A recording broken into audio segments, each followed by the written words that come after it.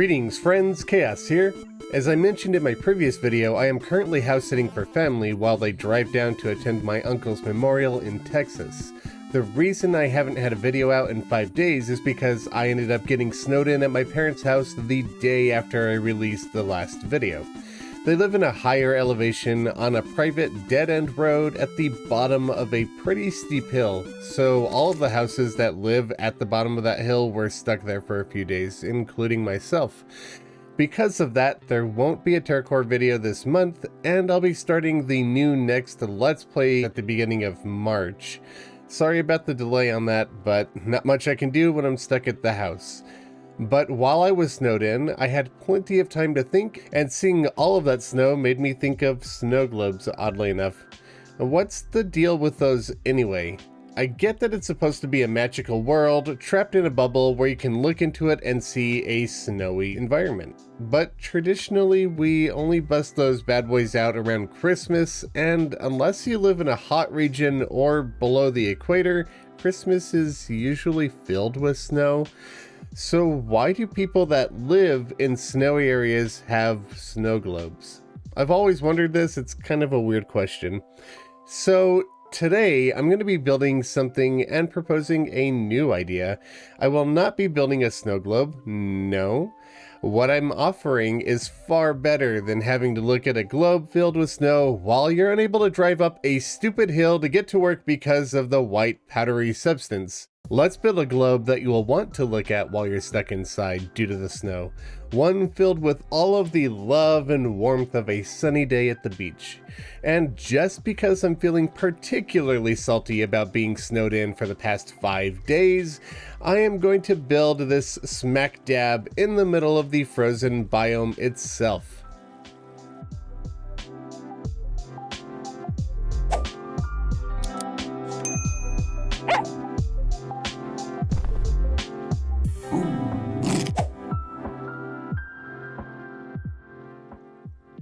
And now we have a nice looking dome for our snow globe. If you guys would like a tutorial on how you guys can make half circles or full circles and make them thinner or thicker and tips for that, let me know in the comments and I'll be sure to do a tutorial video on that. But now getting straight into what I want to do in here. So obviously I want this to be a beach, and obviously that means I want to have an ocean, and that means sand. I'm thinking of not using normal sand at the bottom because it blends with both the glass and the rich mahogany, and it creates that very rigid line. It's not so bad because these are going to be rigid anyway, but I think using some hardened sand and give that texture, which I could then later fill in with some background walls to hide these gaps, I think that's going to look a bit better. So we're going to line the bottom of this with some hardened sand real quick.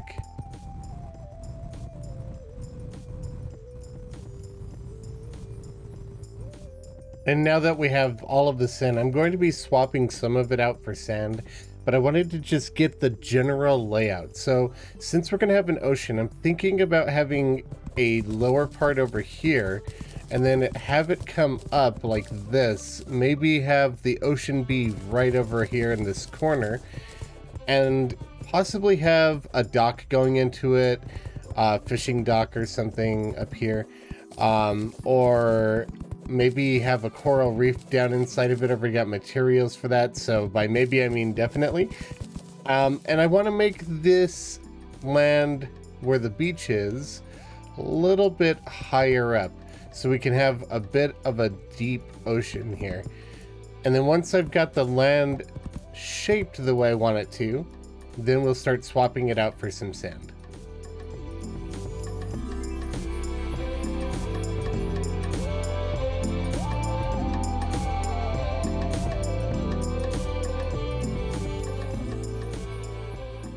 Yeah, I'm very happy with how this is turning out. Just something really nice with the way that sand and hardened sand and sandstone all blend together.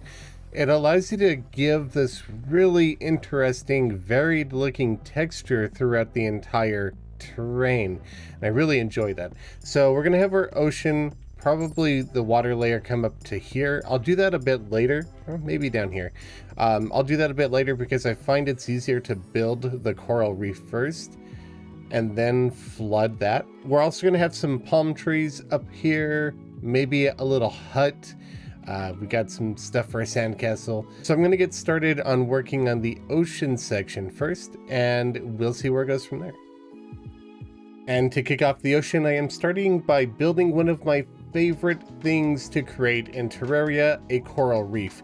They're just so vibrant and colorful, and usually I avoid working with overly bright colors, so it's really fun to work on something like this. I do have an older tutorial video out on how to do my style of coral reefs. If you're interested in that, there is a link to that video in the description below. Just keep in mind that since that video came out, they have changed the texture of coral stone blocks, so they look a bit different, but the rest of the tips really do apply. So if you want to check that out, check the description.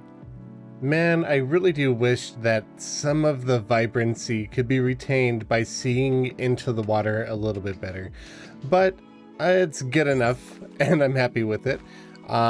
So there are small pockets here where there's air. There's one here, one here. The way you get rid of those is you just break a block, put water, let the water flow in, and then replace the block. And the next time you reload the world, it's going to have the water's going to settle there. It's going to get deleted from inside the block, but it's going to be right up against that gap, so you won't have that problem anymore. So I'm just going to do one there and one there, and then that's done. And I just had another idea that I kind of want to do for this.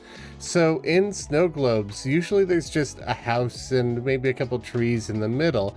And I was thinking maybe it'd be fun to carry that concept into my beach globe or sand globe or whatever you want to call this. So maybe I could make a small island here, and I'm thinking about redoing the terrain over here so we have more ocean on this side. And here we are, a beach on both sides of the island. I'm really happy with how this is turning out so far, but since we have such a small island, I was thinking it might be fun to have a mini house in the middle, or nothing too big. Obviously, a full-size house would end up taking up most of the little island we have here. So if we do a small one, that might be best. And then we could have some small decorations like a sandcastle there. That's my favorite one. And some small palm trees. And to make them small, I'm going to just build them myself. And it is very, very simple to build some miniature palm trees. All we have to do is grab some brown paint with the living mahogany wand and just make a squiggly stick. And we can do a couple on the other side as well. And all of these trees are pretty much going to be the same. It's pretty basic since they're small. And we don't have a whole lot of space to work with. So now we're going to grab the living mahogany wand with no paint. We're going to go 3 there, 3 on top of that, and then 2 on the sides. And then all we need to do is slope these. So if those go at an angle, and that continues that same angle, and then we mirror that on the other side, and then we just hammer the top 3, we've got a miniature palm tree. Very, very simple.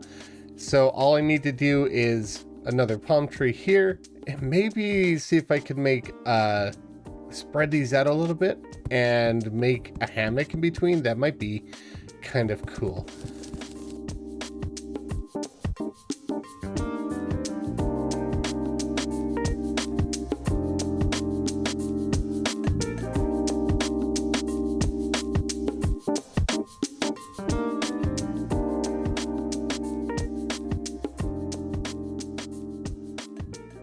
I'm pretty happy with how this hut has turned out, and this little hammock as well. Obviously, all of this is just for decoration. You can't actually live here or anything, but sometimes building like that is perfectly okay in my opinion. So normally at this point, I'd add some details, like maybe some bushes like this, but now that I'm thinking about it, we're going to be adding some background walls here for the dome. So we would be covering up those bushes anyway. And if we didn't cover up the bushes, say if I left it like this, then when we add the glass in, it's just going to create perfectly square bushes. It's going to look absolutely horrible. So we're going to skip that part, but I am going to build the little fishing dock right over here. It's not going to be much. We just need some brown paint, some rich mahogany, maybe right about here, and it's probably large enough for the dock just because this is a miniature build, a miniature house. We'll just give a few struts of shade wood fence painted brown like this. So we have our small little dock right here. Let's get rid of that one and let's grab a crate. We'll put that there, a little decoration. And over here on this right ocean, just to give a little bit more detail and make both sides a little bit more balanced, we're going to make a small raft. And the idea is to have it floating on top of these ebonwood bathtubs that kind of look like barrels, especially when they're painted brown. So we're going to have 2 of these floating in the water. And there's a few ways you can accomplish that, but we're going to be doing this with the teleporter glitch. So I'm going to be needing to place some blocks down in the water to put teleporters on top of. And I think I'm going to have to go that low and probably replace some of the decorations down there, some of the plants. And then on top of that, we're going to do 2 teleporters and then 2 more teleporters.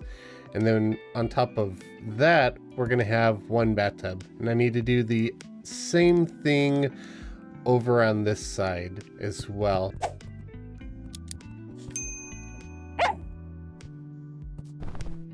And then we're going to build the raft right on top of it like this.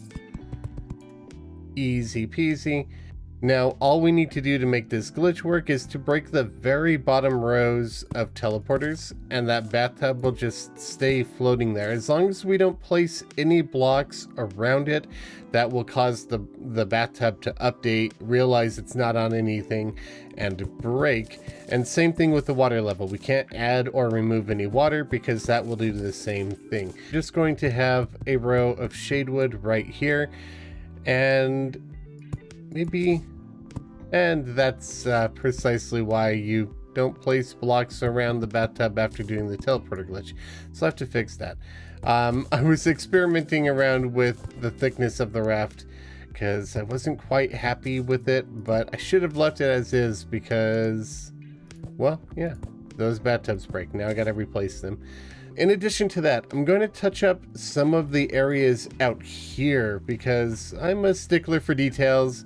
I like my builds to look good, and it feels really empty outside. Then we're going to add in the glass in the background, and I'm probably going to be stopping it right at the water level because I don't want to get rid of some of these background walls that we have in there for intricate shapes. And if we put this right against the water, I might lower the water a little bit or raise it a little bit so it's right up against the glass. If we do that, it's going to be a fair bit harder to tell that the glass stops there, and it's going to look a lot better than having glass go all the way down. So I'm going to finish up those details, and then we'll take a look at the final build.